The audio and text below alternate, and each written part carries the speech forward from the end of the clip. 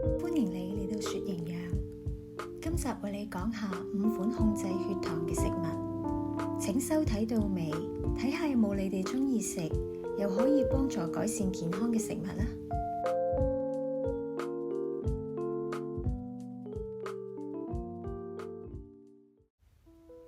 黑豆因為佢嘅血糖指數低，有助於防止血糖嘅水平。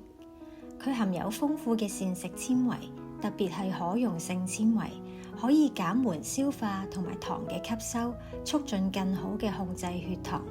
此外，黑豆係植物性蛋白質嘅良好來源，佢透過減緩碳水化合物嘅消化嚟進一步幫助穩定血糖。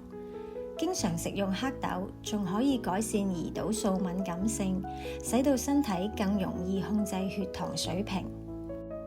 糙米因為佢含有豐富嘅纖維，並且消化緩慢，有助於防止血糖嘅飆升。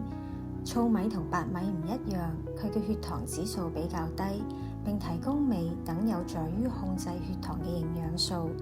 適量嘅食用，並將佢同蛋白質、蔬菜配搭，可以幫助保持膳食均衡。對於糖尿病患者嚟講，番茄係一個好好嘅食物選擇。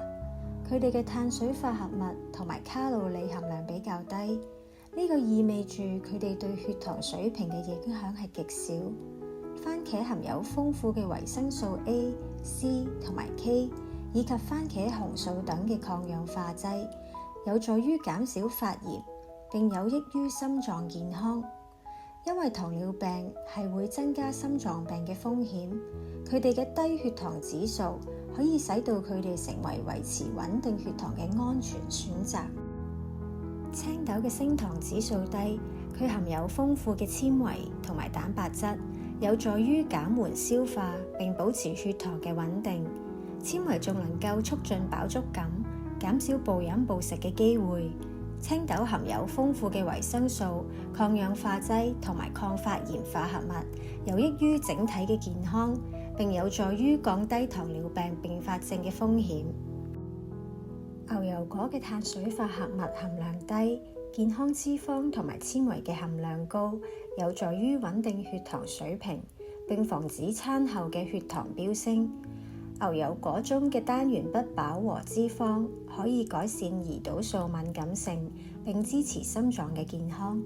呢一個對糖尿病患者係非常之重要嘅。